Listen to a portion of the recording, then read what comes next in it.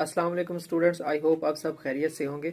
Students, आज का जो क्वेश्चन था वो ये था कि अगर कोई स्टूडेंट यूनिवर्सिटी में पढ़ रहा होता है, ठीक है, तो क्या वो यूनिवर्सिटी में पढ़ते दौरान इम्प्रूवमेंट अपनी इंटरमीडिएट की इम्प्रूवमेंट कर सकता है या नहीं, यानी एफएससी, एफए, आईसीएस जो भी होता है उसकी इम्प्रूवमेंट कर सकता है या नहीं। तो इसका आज मैं आपको आंसर करने जा रहा हूँ। इस हवाले से मैं आपको दो वीडियोस दिखाऊंगा, एक आईबीसीसी की जो पॉलिसी है, ठीक है, उसके अलावा एक जो इसके इस हवाले से फेडरल बोर्ड क्या कहता है, और इससे पहले मैं आपको बताता हूँ कि पंजाब बोर्ड की पॉलिसी क्या है।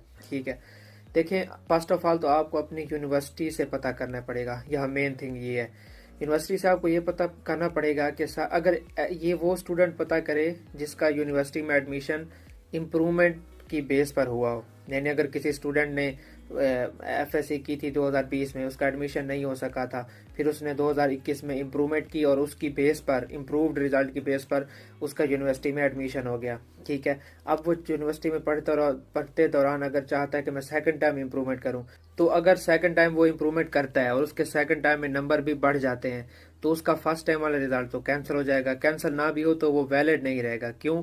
क्योंकि आप एक टाइम में दो रिजल्ट कार्ड अपने पास रख सकते हैं। एक रिजल्ट कार्ड जो आपने एज अ फ्रेश स्टूडेंट हासिल किया होता है और एक इम्प्रूवमेंट वाला। ठीक हो गया।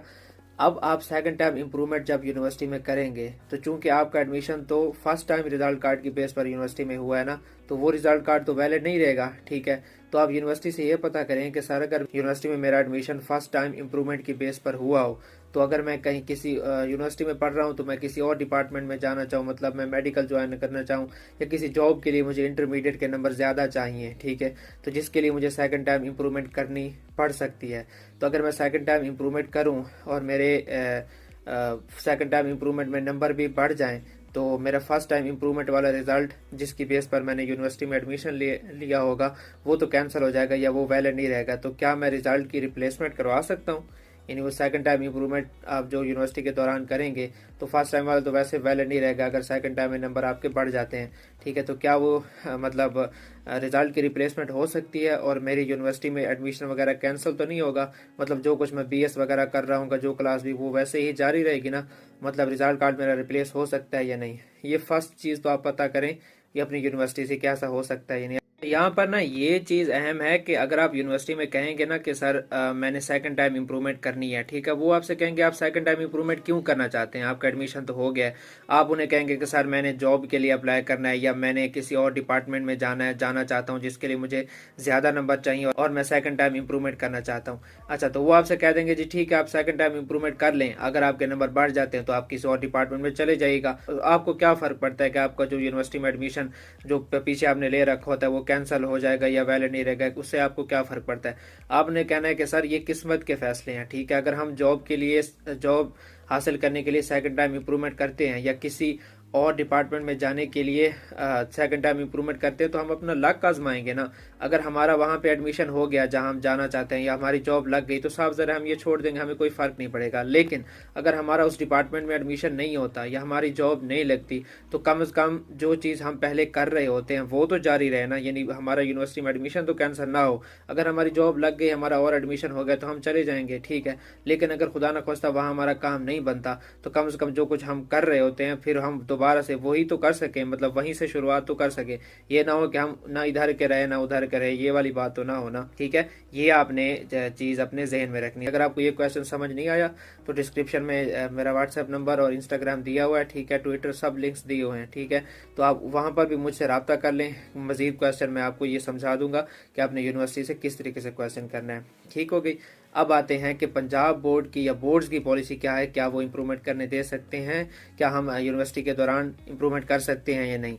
अच्छा, इस हवाले से आईबीसीसी की वीडियो वो भी मैं लास्ट में लगाऊंगा, और जो चेयरमैन फेडरल बोर्ड है उनकी भी जो वीडियो है वो भी मैं लास्ट में लगाऊंगा। ठीक है, अब मैं आपको वाज़ेह करता हूँ पंजाब बोर्ड की पॉलिसी। जी, तो स्टूडेंट्स, पंजाब बोर्ड की पॉलिसी क्या है कि आप यूनिवर्सिटी के दौरान इम्प्रूवमेंट कर सकते हैं या नहीं। ठीक है, इस हवाले से हम पंजाब बोर्ड के जो पिछला नोटिफिकेशन था 31 मार्च 2022 वाला, उस पर चलते हैं क्योंकि वहाँ पर तफसीलात लिखी हुई हैं। ठीक है, आप बेशक यहाँ वीडियो को स्टॉप करके ये आपके स्क्रीन पर जो नोटिफिकेशन आ रहा है HED का, जो हालिया हमने अल्हम्दुलिल्लाह अल्लाह के फजल से पॉलिसी तब्दील करवाई थी, ये उनका नोटिफिकेशन है। ठीक है, वहाँ पर यह बात वाज़ेह है कि एक स्टूडेंट, एक तो पॉलिसी 2019 से फॉलो होगी, ठीक हो गया, और एक स्टूडेंट जितने इंप्रूवमेंट के चांसेस चाहेगा वो अवेल कर सकेगा। ठीक है, और एक था कि ये जो 31 मार्च वाला नोटिफिकेशन है, ठीक है, जो पिछला कैंसिल हुआ था, वो बिल्कुल मनसूख हो चुका है, मतलब कि उसमें जो चीज़ें हैं वो सब जो हैं वो मनसूख हो चुकी हैं। ठीक हो गया। अच्छा, तो इसके अलावा देख लें कि HED की इंप्रूवमेंट पॉलिसी का जो नोटिफिकेशन, उसमें किसी किस्म की कोई शर्त नहीं है, और अगर कोई शर्त होती तो HED खुद लगा देती, या HED ने जो कोर्ट में जवाब जमा करवाया था, जो हमने केस किया था, ठीक है, वहाँ पर जमा करवा देती। HED की पॉलिसीज़ यही हैं, वो हमें बारहा कह रहे हैं कि हमारा जो नोटिफिकेशन है वो बिल्कुल सामने है, इसके अलावा कोई बोर्ड जो है वो अपनी तरफ से पॉलिसी नहीं बना सकता, हमेशा जो है वो PBC या HED जो है वो पॉलिसी बनाती है। HED सबसे बड़ा इदारा है इनका। ठीक हो गया। अच्छा, तो अब चलते हैं अपनी ओल्ड नोटिफिकेशन की तरफ। ये 31 मार्च 2022 वाला नोटिफिकेशन है। ठीक है, यहाँ पर आप सारे पॉइंट्स पढ़ सकते हैं। ठीक हो गया। यहाँ आप देख लें कि पॉइंट नंबर 2 जो है, यहाँ पर इसे ये बता रहे हैं कि हायर क्वालिफिकेशन का क्या मतलब है। देखें यहाँ पे next, higher qualification means the completion of HSSC और equivalent for candidates appearing to improve SSC results, and it is completion of associate degree in arts ADA, associate degree in science ADS, bachelor of studies BS, or equivalent for the candidates appearing to improve HSSC results। अच्छा, यहाँ पर ये बात समझने वाली है। वो कह रहे हैं कि अगर आप मैट्रिक की इंप्रूवमेंट करना चाहते हैं ना, तो इसके लिए ज़रूरी है कि जो आप इंटरमीडिएट कर रहे होते हैं वो आपने कंप्लीट ना की हो। यहाँ पर लफ्ज़ देखें, कंप्लीशन लिखा हुआ है, ये नहीं लिखा हुआ कि बिफोर ऑब्टेनिंग या बिफोर गेटिंग एन एडमिशन या ये वो, वहाँ कुछ नहीं लिखा हुआ। यहाँ लिखा हुआ है कि जब तक अगली डिग्री आपकी कंप्लीट नहीं हो जाती, कंप्लीशन लिखा हुआ है। यानी आप अगर फर्स्ट ईयर में हैं तो आप अपनी मैट्रिक की इंप्रूवमेंट कर सकते हैं। आगे इन्होंने लिखा हुआ है कि and it is completion of associate degree, completion of associate degree, ये नहीं कि getting admission in associate degree, नहीं, कंप्लीशन ऑफ एसोसिएट डिग्री। इसका मतलब ये है कि कंप्लीट ना की हो। ठीक है, ये बात आप चेयरमैन फेडरल बोर्ड की आगे जो वीडियो मैं आप लगाऊंगा लास्ट पे, उसमें भी देख सकेंगे। ठीक है, तो ये पंजाब बोर्ड की पॉलिसी जो इन्होंने पहले बनाई थी वो क्लियर थी कि बिफोर कंप्लीशन ऑफ डिग्री, ये नहीं कि बिफोर गेटिंग एडमिशन। अब कुछ बोर्ड पंजाब के कह रहे होंगे जी आप यूनिवर्सिटी के दौरान इंप्रूवमेंट कर सकते हैं, कुछ कह रहे होंगे कि नहीं कर सकते।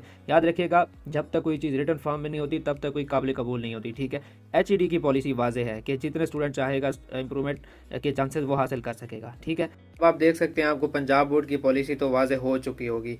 अब आपको मैं वीडियो दिखाता हूँ, पहले IBCC की वीडियो देख लें, उसके बाद आप चेयरमैन फेडरल बोर्ड की वीडियो देख लें इस हवाले से। ठीक है, बाकी मज़ीद कोई क्वेश्चन हो तो आप मुझे व्हाट्सएप पर, इंस्टाग्राम पर, जहाँ ये जो मेरे डिस्क्रिप्शन में लिंक्स दिए हुए हैं, आप मज़ीद मुझसे कॉन्टैक्ट करके कोई एनी क्वेश्चन भी पूछ सकते हैं या कमेंट्स में भी पूछ सकते हैं। और दूसरा, जिसने यूनिवर्सिटी से जो आपने क्वेश्चन करना है वो लाजमी आप मुझसे रब्ता कर लें, या क्वेश्चन समझ आ गए तो वैसे पता करके मुझे यहीं कमेंट्स में आकर बता दीजिएगा, या मेरे जो लिंक्स दिए हुए हैं सोशल मीडिया के, वहाँ पर आकर आप मुझे इन्फॉर्म कर दीजिएगा। शुक्रिया। नूर फातिमा सवाल कर रही है कि मैंने BS में एडमिशन ले लिया है और एक सेमेस्टर भी कंप्लीट कर लिया है, FSC की इम्प्रूवमेंट क्या अभी स्टेज के ऊपर वो कर सकती है कि नहीं कर सकती है? तो जैसे कि हमारा नोटिफिकेशन है कि 4 साल के अंदर जब आपने FSC किया है, अगर उसके 4 साल अभी नहीं गुजरे तो उसके अंदर आप इम्प्रूवमेंट कर सकते हैं। एक साथ में ये था कि हायर डिग्री ना ली हो, तो ना आपने हायर डिग्री ली हुई है, और 4 साल की जो भी आप अपनी देख लें कि अगर आपके 4 साल कंप्लीट हो चुके हैं फिर तो आप नहीं कर सकते हैं, अदरवाइज आप कर सकते हैं। जी, नेक्स्ट है कि condition for improvement of higher qualification is completion of higher degree और जस्ट एडमिशन इन BS।